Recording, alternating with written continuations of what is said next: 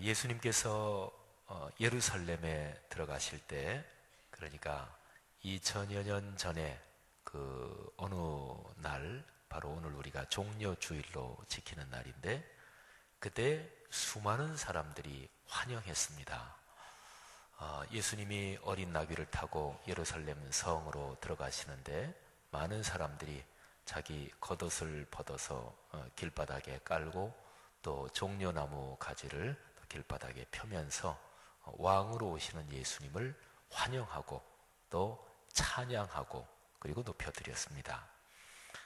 근데 예수님께서 그때 들어가실 때 수많은 군중들의 환영을 받으셨지만, 그런데 예수님은 그때 들어가시면서 이미 아셨습니다. 지금 군중들의 환영 또는 군중들의 그 열광이 그게 변할 거라는 것을 주님께서는 아셨습니다. 사실은 그 군중들의 열광이 한 주간 채 못 돼서 예수를 십자가에 못 박아라, 그런 아주 도끼 어린 아우성으로 전부 다 바뀌어버리지요.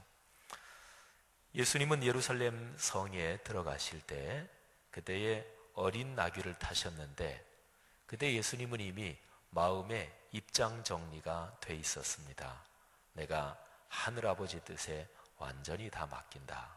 그리고 나 자신을 다 하나님의 뜻에 헌신한다. 내 생명까지 바친다. 그렇게 주님은 입장 정리가 돼 있으셨습니다. 저는 종려주일에 해당되는 그 말씀을 가만히 묵상하면서 저 같은 목회자를 비롯해서 우리 평신도 모든 직분자들, 성도님들이, 무릇 모든 기독교적인 직분을 받은 사람들이 어린 나귀 타고 예루살렘에 들어가시는 예수님의 그 심정을 배워야 된다 하는 생각을 다시금 깊게 했습니다. 그렇지, 우리가 어떤 직분을 받을 때 그 직분이 우리에게 기쁨이고 또 감사지만, 그런데 무릇 모든 직분에는, 거기에는 헌신이 요구되는 거 아니겠어요? 예수님이 어린 나귀를 타고 예루살렘 성에 들어갈 때 그분의 심정이 그러셨단 말이죠. 그리고 사람이 사는 세상에서는 언제나 칭찬에는 거품이 끼어 있다는 것을 꼭 기억해야 됩니다. 또 자기가 높아지는 거기에는 언제나 위험성이 따른다 하는 것도 꼭 기억해야 되는 거지요. 사랑하시는 성도 여러분들이요, 예수 그리스도를 주님으로 믿고 하나님을 아버지로 섬기면서 신앙인으로 인생길을 걸어가는 우리 모두가 예루살렘 성에 들어가시는 예수님의 심정 배울 수 있기를 축복합니다. 그래서 우리의 삶에서 진정한 축복, 겉으로 잠시 동안 그렇게 보이는 거 말고요, 진정하게 평생을 걸어가고 가문 대대로 걸어가면서 하나님이 주시는 그 축복을 받아 누릴 수 있기를 축원합니다. 성경 말씀에서 예수님의 사역을 볼 때 예수님께서 공적인 사역을 시작하시면서 제1성이, 공적인 사역에서 선포하신 메시지의 제1성이 다음과 같습니다. 회개하라, 천국이 가까이 왔다. 또는 천국을 사복음서에 보면 하나님 나라가 가까이 왔다, 이렇게 하나님 나라로 얘기하기도 하지요. 예수님의 공적 사역이 선포될 때 제1성이 그것이었습니다. 하나님 나라 가까이 왔다. 모두가 하나님 나라로 들어와라. 그런데 거기에는 회개하고 자신을 헌신해야만이 들어갈 수 있는 나라입니다. 예수님의 공적 사역, 그 메시지의 일성이 이런데요. 그런데 재미있는 것은 마태복음을 보면 1장 1절부터 이렇게 읽어나가다 보면 예수님께서 입을 열어 말씀하시는, 말하자면 예수님 대사가 제일 처음 나오는 부분은 그것보다 조금 앞에 있습니다. 4장 17절에서 예수님께서 천국이 가까이 왔다, 하나님 나라가 가까이 왔다, 이 말씀을 하시거든요. 그런데 그 앞에 3장 15절에 보면 마태복음의 기록에 따라서 쭉 내려갈 때 예수님께서 제일 처음 말씀하시는 대사가 3장 15절에 나옵니다. 상황이 이렇습니다. 요단강에서 세례를 베풀고 있는 그 세례 요한에게 많은 사람이 나오는데 예수님도 거기에 가십니다. 그래서 세례를 받으려고 하시는데 세례 요한이 하나님의 아들이신 예수님을 이제 세례 요한은 알아보고 감히 제가 어떻게 세례를 베풉니까? 말도 안 됩니다. 하고서 거절을 하지요. 그때 예수님께서 이렇게 말씀하십니다. 바로 3장 15절인데 마태복음에 따르면 예수님이 제일 처음 입을 열어 말씀하시는 장면인데 예수께서 대답하여 이르시되 이제 허락하라. 우리가 이와 같이 하여 모든 의를 이루는 것이 합당하니라. 자, 이것이 예수님의 첫 번 대사, 첫 번 입을 여신 말씀이에요. 이제 허락하라 이렇게 말씀한 거 보니까 예수님하고 세례 요한 두 분이 많이 실갱이를 했던 것 같아요. 아유, 세례 베푸시지요. 아유, 절대로 못합니다. 아유, 괜찮아요. 아, 무슨 말씀이십니까? 근데 이제 허락하시오. 우리가 이와 같이 하여 모든 의를 이루는 것이 합당하니라. 여기서 중요한 표현이 모든 의를 이룬다. 여러분, 근데 이 말은 예수님이 공적 사역을 하시면서 첫 번째 말씀하시는 그 내용, 하나님 나라 요거하고 의를 이룬다, 모든 의를 이룬다, 이 두 개는 내용적으로 같은 얘기입니다. 하나님 나라가 무엇일까요? 그거는 하나님이 생각하시는 뜻, 곧 하나님의 의가 이루어지는 것이 그게 하나님 나라지요. 하나님의 뜻, 하나님의 뜻이 담긴 말씀, 하나님의 그 의가 이루어지는 게 하나님 나라니까. 그러니까 예수님은 사역을 시작하시면서 세례 요한에게 세례를 받으시는데 그때 말씀하시는 제일 첫 번째로 입을 열어서 하신 말씀, 모든 하나님의 의를 이루어야 된다 이 말하고, 그리고 이제 본격적으로 말하자면 데뷔하시면서 메시지를 전파하신 거, 하나님 나라가 가까웠다, 천국이 가까웠다, 이 두 개는 일맥상통하는 거지요. 오늘 여기 말씀에 보면 예수님께서 두 가지를 받으십니다. 오늘 이 성경 말씀 마태복음 3장부터 4장으로 이렇게 넘어가는 그 이 문맥의 흐름에서 헬라어 단어로 봐도 아주 뚜렷하게 대비되는 두 단어가 나오는데, 하나는 세례를 받으려 하시니, 4장 1절에는 시험을 받으러 광야로 가사. 첫 번째가 세례 받으시는 것, 두 번째가 시험 받으시는 것. 여러분, 오늘 이 본문의 주제는 세례와 시험입니다. 자, 그런데 먼저 세례부터 말씀드리면, 오늘 예수님이 세례 받으시는 이 장면은 당신의 공적 사역을 제일 처음에 시작하는 초기 부분이라고 볼 수가 있고, 그리고 종려주의를 기념하면서 예수님이 예루살렘 성에 입성하시는 것은 예수님의 사역에서 제일 마지막 부분 쪽에 속한 사역이라고 볼 수 있습니다. 그런데 종려주의를 기념하는 이 시점에서 우리가 묵상하는 예루살렘 입성, 그때의 예수님의 심정이나 가장 사역의 초기 부분 세례를 받으시는 예수님의 심정이나 예수님의 심정은 똑같습니다. 입성하시는 때의 예수님의 심정은 어땠을까요? 아까 말씀드린 것처럼 예수님은 그 찬양과 환성과 열광 같은 그 칭찬, 거기에 예수님은 마음을 두지 않으셨습니다. 오로지 하나님 아버지의 뜻을 깊이 묵상하며 그러며 자신을 헌신하는 그런 생각을 가지고 묵묵히 예루살렘 성으로 들어가셨습니다. 세례 받으실 때도 마찬가지였습니다. 예수님은 세례 받으실 때 당신의 사역을 이제 공적으로 시작하시는 그 초입 부분에서 당신의 마음을 명백하게 정리하셨습니다. 하늘아버지의 뜻에 따라 내 전체를 다 드린다. 입장 정리를 하시면서 세례를 받으신 거지요.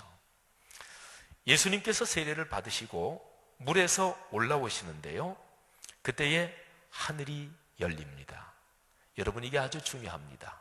세례에 담긴 뜻은 커다랗게 두 가지입니다. 첫째는 내 죄를 용서받는 것이고, 그리고 두 번째는 하나님의 나라, 하나님의 뜻을 위해서 내 인생 전체, 삶 전체, 존재 전체를 하나님의 뜻에 완전히 맡기는 거예요.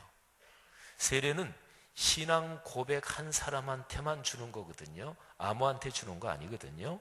근데 신앙 고백을 가장 간단하게 줄이면 삼위일체 하나님이 나의 주님이십니다. 이게 신앙 고백이에요. 그러니까 하나님이 주님이시고 나는 거꾸로 얘기하면 종이 되는 거죠. 그러니까 세례 받는다는 것은 내 삶, 내 인생, 내 존재 전체를 하나님의 손에 백지위임합니다. 헌신의 결단, 이게 바로 세례거든요. 자, 다시 한번 말씀드리면 세례의 의미가 두 가지라고. 첫째는 죄의 용서, 두 번째는 헌신하는 거예요. 전체를 다. 예수 그리스도한테는 이 두 가지 중에서 첫 번째는 해당되지 않습니다. 예수 그리스도는 죄가 없으신 분이시니까. 그런데 그분에게 두 번째는 해당돼요. 물론 그 전부터도 예수님은 하나님의 뜻에 당신을 전부 다 헌신하고 그렇게 살아오셨지만, 그런데 공적으로 당신의 사역을 시작하시면서 공개적으로 다시 한번 그거를 드리는 거예요. 내 인생 전체를 다 주님 앞에 맡깁니다. 그러니까 세례는 하나님 나라에 내 모든 것을 다 헌신합니다 하는 것인데, 그렇게 세례받고 물에서 올라올 때 하늘이 열렸습니다. 여러분, 이 두 가지를 잘 생각해 보세요. 전적인 헌신, 그리고 하늘이 열리는 것. 언제 하늘이 열린다고요? 전적으로 헌신할 때 하늘이 열립니다. 하나님 앞에서는 눈 가리고 아웅하면서 헌신하는 척하는 게 통할까요? 사람은 속아 넘어갈지 모르지만, 사람은 혹시 그렇게 생각할지 모르지만, 하나님 전능하시고 전지하신 그분 앞에서는 아닙니다. 비록 우리가 삶의 모습으로는 완전하지 못한 거, 우리는 누구나 다 그렇지요. 그러니까 하나님 앞에서 온전하다 하는 것은 제일 중요한 것이 동기의 순수성을 말합니다. 마음의 생각의 순수성, 진실함을 말합니다. 사랑하신 여러분, 진실한 마음으로 하나님의 거룩한 나라를 위해서 내 인생이 주님의 것입니다, 이렇게 고백할 때 하늘이 열리는 것을 믿으시기를 바랍니다. 여러분과 저 우리 모두의 삶에 하늘이 그렇게 열리기를 바라고, 열린 하늘에서 하나님이 주시는 은혜와 사랑과 평화가 여러분의 삶에 흐르고 여러분의 삶을 통해서 주변 사람들, 우리가 사는 사회로 흘러갈 수 있기를 축복합니다. 하늘이 열렸다는 얘기는 굉장히 중요합니다. 구약성경과 신약성경의 문맥의 흐름으로 볼 때, 구약성경의 마지막 예언자 말라기, 그 예언자가 하나님의 말씀을 받아 대언한 뒤로 하늘이 닫혔습니다.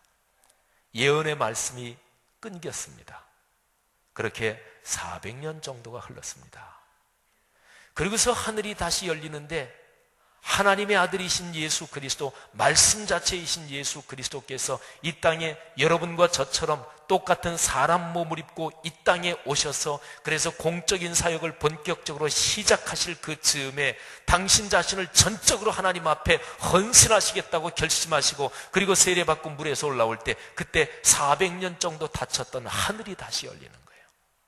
이거는 아주 놀랍고 감격스러운 장면이지요. 하늘이 열리고 두 가지 현상이 나타났습니다. 하나는 눈에 보이는 현상, 또 하나는 귀에 들리는 현상. 이거는 그 주변에 있던 모든 사람이 다 경험한 건 아니고 예수 그리스도 그분이 확실하게 경험한 것인데, 눈에 보이는 것, 하늘이 열리고 성령이 비둘기 같이 내려 당신 위에 임하시는 것을 예수 그리스도는 보셨습니다. 하나님의 영이 임하셨고, 두 번째, 귀로 들은 것은 하나님의 거룩한 말씀, 하나님의 말씀하시는 소리를 들었어요. 그거는 이는 내 사랑하는 아들이요 내가 너를 참 기뻐한다. 말하자면 너는 내 아들이다. 내가 너를 기뻐한다. 내가 너를 축복한다. 내가 너를 사랑한다. 내가 너와 같이 있겠다. 말하자면 아들됨을 다시 한번 확증해 주시고, 하나님이 예수 그리스도를 꽉 붙들고 같이 가시겠다는 그런 거룩한 축복의 말씀을 들은 거예요. 여러분, 하늘이 열리면 그 하늘에서 우리에게 내려오는 복은 어떤 것일까요? 무수하게 많은 게 있지만 그 모든 것이 근본적으로 담겨 있는 가장 근원적인 것 두 가지가 오늘 여기 말씀에 있는 그 두 가지입니다. 첫째는 하나님의 영, 성령. 두 번째는 하나님의 거룩한 진리, 바로 66권 성경 말씀입니다. 여러분, 하나님의 거룩한 영이 여러분의 삶에 늘 충만하시기를 바랍니다. 하나님의 거룩한 말씀의 깨달음과 말씀이 삶으로 이어지는 그 축복이 여러분의 삶에서 늘 이어지기를 주님의 이름으로 축복합니다. 자, 그런데요, 보세요. 4장 1절로 넘어가면서 아주 중요한 표현이 나옵니다. 그때에. 자, 그때가 언제일까요? 예수님께서 세례 받으시면서 당신을 하나님 앞에 다 헌신하는 바로 그때, 그리고 하늘이 열렸을 때, 하늘이 열리고 거룩한 영과 거룩한 말씀이 예수 그리스도에게 강하게 충만하게 내려오셨을 바로 그때.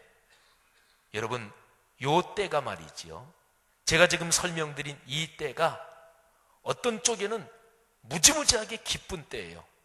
축복과 축제와 잔치가 벌어지는 때예요.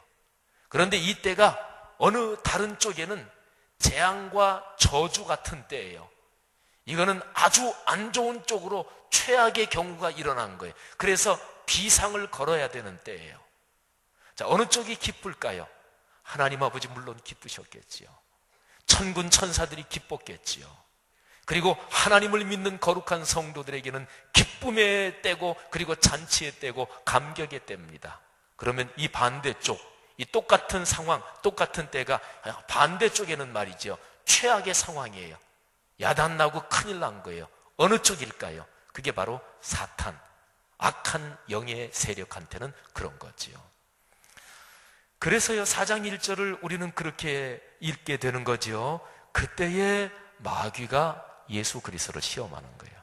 자, 시험에 대해서 제가 아주 중요한 것을 말씀드립니다. 한번 잘 들어보세요. 너무나 당연한 건데 한번 조금만 생각하면 여기서 귀한 깨달음을 얻을 수 있습니다. 자, 하나는 예수님도 시험을 받으셨습니다. 한 번 더 말씀드릴까요? 예수님도 시험을 받으셨어요. 시험 안 받고 사셨으면 좋겠지요. 어려움 전혀 없이 사셨으면 좋겠지요. 이렇게 묻는 저도 그랬으면 좋겠어요. 그런데 다시 한번 말씀드립니다. 예수님도 시험을 받으셨습니다. 성도 여러분들이요, 시험이 전혀 없는 인생을 구하지 말고 시험을 넉넉하게 이길 수 있는 하늘의 축복과 능력을 구하시고 그 능력을 훈련하시기를 바랍니다. 그 다음에 또 하나 아주 중요한 것인데요, 예수님이 마귀에게, 사탄에게 시험을 받는데 그 시험을 받도록 성령이 그렇게 이끌어 가셨습니다. 오늘 여기 말씀 보세요. 그때 예수께서 성령에게 이끌리요. 마가복음에는 이 같은 상황을 더 강력하게 기록하기를 성령께서 예수님을 광야로 몰아내셨다, 이렇게까지 기록하고 있어요. 여러분, 우리의 삶에 시험이 오는 이유는 여러 가지가 있어요. 오늘 여기 예수님 같은 경우에는 악한 세력과 공적인 사역을 하시면서 내내 싸우셔야 되는데 이제 그 전초전의 성격이 있는데, 우리 성도들의 삶에는 여러 가지 이유가 있는데 그 중에 아주 중요한 이런 이유가 있습니다. 우리가 교만해질 때, 그런데 자신은 깨닫지 못하고 있을 때, 그때 하나님은 어떻게 하셔야 되나요? 아유, 네가 교만하고 네가 깨닫지 못하고 네 일이니까 네가 그냥 알아서 해라. 그러시면 하나님은 사랑의 하나님이 아니시잖아요. 교만해지면 비상사태입니다. 이유가 있습니다. 잠언 말씀에서 얘기하는 것처럼 교만은 어떤 현상이 일어나기 전에 먼저 찾아오는 거라고요? 뭐의 선봉이라 그랬어요? 패망의 선봉입니다. 교만해지면, 그게 고쳐지지 않고 계속 가면 망합니다. 그래서 교만은 패망의 선봉이라 그런 거예요. 하나님이 그걸 잘 알고 계시겠지요. 그거를 너무나 잘 알고 계신 하나님이 당신의 자녀가 교만해지는데 스스로는 깨닫지 못하고 주변에 사인을 주는데도 깨닫지 못하고, 그럴 때 하나님이 그래, 네 일이니까 네 인생이니까 알아서 해라, 그냥 내버려 두시겠어요? 그러면 우리를 사랑하시는 아버지가 아니지요. 그때 하나님이 시험을 허락하시기도 합니다. 사랑하신 여러분, 여러 가지 이유가 있지만 제일 중요한 이유를 제가 한 가지만 말씀드렸는데, 이런저런 어떤 이유 때문이라도 시험이 우리에게 찾아올 때 야고보서의 말씀을 기억하시기를 바랍니다. 내 형제들아, 너희가 온갖 시험을 만나거든, 여러 가지 시험을 만나거든 온전히 기쁘게 여기라. 이는 너희 믿음의 시련이 연단을 주고 인내를 훈련시켜서 그래서 우리를 더 온전한 사람이 되게 한다는 거예요. 성도들이요, 시험을 두려워하지 말고 넘어설 수 있는 능력을 훈련하고 그런 신앙을 갖기를 주님의 이름으로 축원합니다. 자, 보세요. 성령에게 이끌려 시험을 받으러 광야로 나갔는데 사탄이 예수님에게 다음과 같이 시험합니다. 4장 3절 말씀이에요. 내가 만일 하나님의 아들이거든, 내가 만일에 하나님의 아들이 맞다면 하고 시험을 해요. 제가 오늘 설교 본문을요, 예수님이 시험 받으신 거 그 중에서 제일 앞에 딱 한 절만 끊었어요. 3가지 시험을 받으시잖아요. 그 중에서 각 시험마다 사탄이, 마귀가 예수님을 시험하고 예수님이 대답하시잖아요. 그런데 첫 번째 시험, 거기서도 마귀가 예수님한테 얘기하는 거기까지만 반쪽만 끊었어요. 왜냐하면 예수님이 시험 받으신 데서 아주 중요한 메시지가 여기에 나와 있기 때문에 그래요. 마귀가 예수님한테 이렇게 말합니다. 내가 만일 하나님의 아들이거든. 근데 그 위쪽을 보세요. 3장 17절에 하늘에서 하나님께서 예수님한테 이렇게 말씀하십니다. 너는 내 사랑하는 아들이다. 누가 말씀하신 거예요? 하나님. 하나님 말씀하시니까 맞아요, 틀려요? 맞아요. 맞기는 맞는데 아주 확실하게 맞지는 않을 수도 있을지도 모르겠습니다. 이렇게 얘기해야 되는 건가요? 다시 한번 말씀드리는데, 하나님의 말씀인데 기본적으로 맞고요, 그리고 분명하게 맞고요, 세상이 두 쪽 나도 천지가 없어질지라도 하나님의 말씀은 1.1핵도 변하지 않는다고 했잖아요. 그러니까 오늘 여기 3장 17절에 기록된 하나님 아버지께서 예수님께 해주신 그 말씀, 너는 내 사랑하는 아들이다, 이 말씀이 맞아요. 사실이에요. 팩트예요. 절대로 변하지 않습니다. 그런데 마귀는 뭐라고 얘기를 해요? 내가 하나님의 아들이 맞다면. 여러분, 사탄은 그런 존재예요. 하나님께서 확실하게 말씀하신 거를 당연한 것인데 그거를 의문시하게 만들어요. 의심하게 만듭니다. 사탄이 제일 처음 사람을 시험할 때 했던 거하고 전법은 늘 같아요. 성경 말씀 보면 창세기 2장 17절에 하나님께서 아담과 하와에게 다음과 같이 말씀하십니다. 선악을 알게 하는 나무의 열매는 먹지 말라. 내가 먹는 날에는 반드시 죽으리라 하시니라. 그런데 사탄, 이 뱀의 형상으로 나타난 이 악한 사탄이 뭐라고 얘기하냐면 3장 4절에 뱀이 여자에게 이르되 너희가 결코 죽지 아니하리라. 여러분, 2장 17절하고 3장 4절에서 중요한 부분만 제가 골라서 다시 읽습니다. 반드시 죽으리라. 하나님의 말씀입니다. 결코 죽지 않는다. 이거는 사탄의 말입니다. 사랑하신 여러분, 사탄이 전략을 아시겠습니까? 악한 영은 언제나 하나님의 말씀을 거꾸로 뒤집어요. 그런데 한 번에 그러지 않습니다. 한술밥에 배부르랴, 이거를 너무너무 잘 알고 있는 게 악한 영이에요. 처음에는 절대로 뒤집지 않습니다. 처음에는 의심의 싹만 이렇게 던져줍니다. 의심의 씨앗만 던져줍니다. 그 작은 것이 점점 커져가지고 마지막에 결정적인 상황이 오면 완전히 거꾸로 뒤집어 버리는 거죠. 사랑하신 여러분, 이 점이 중요합니다. 사탄이 예수님을 시험하는데 제일 근원적인 거를 건드려요. 그렇지요? 전략이 뛰어난 거지요. 주변을 찝쩍거리는 것 같아도 언제나 근원적인 거를 건드립니다.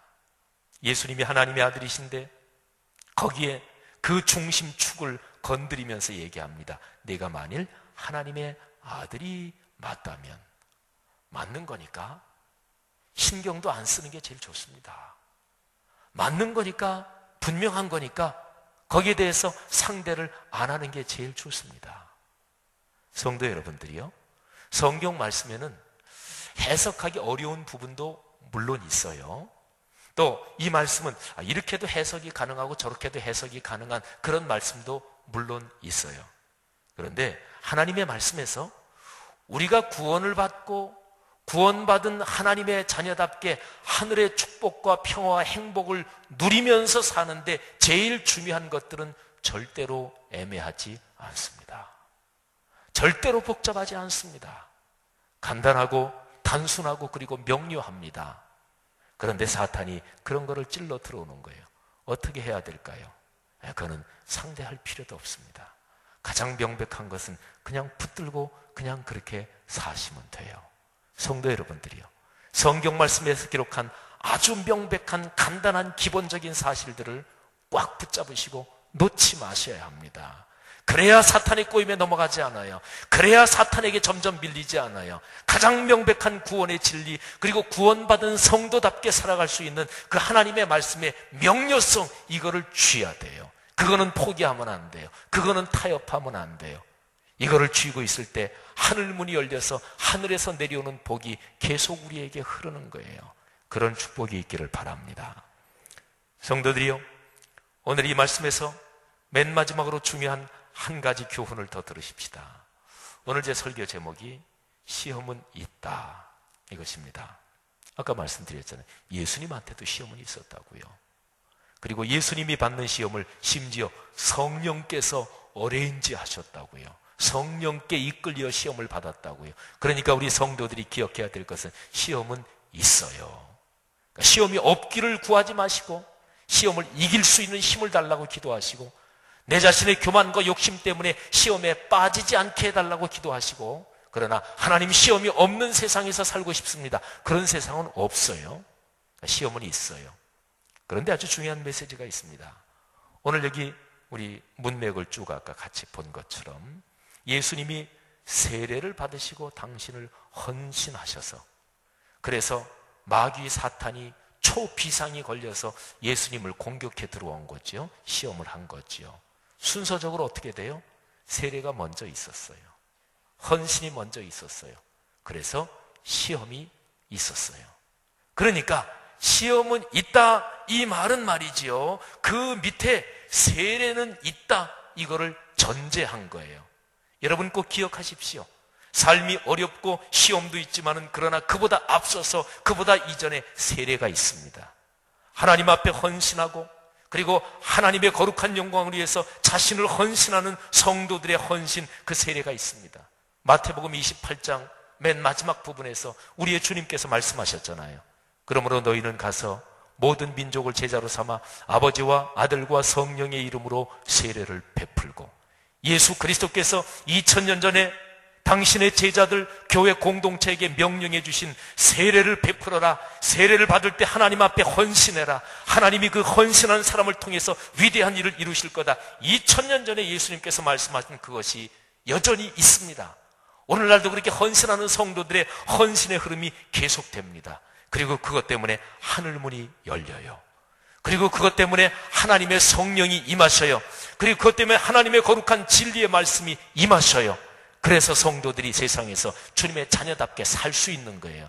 할렐루야. 하늘문이 열리고 두 가지가 내렸다 그랬죠. 하나는 하나님의 영, 두 번째는 하나님의 너는 내 아들이야 하는 그 진리의 말씀. 잘 들으십시오. 영과 말씀이 임했어요. 그거 가지고 사는 거예요. 근데 그거 있는 자리가 어디예요?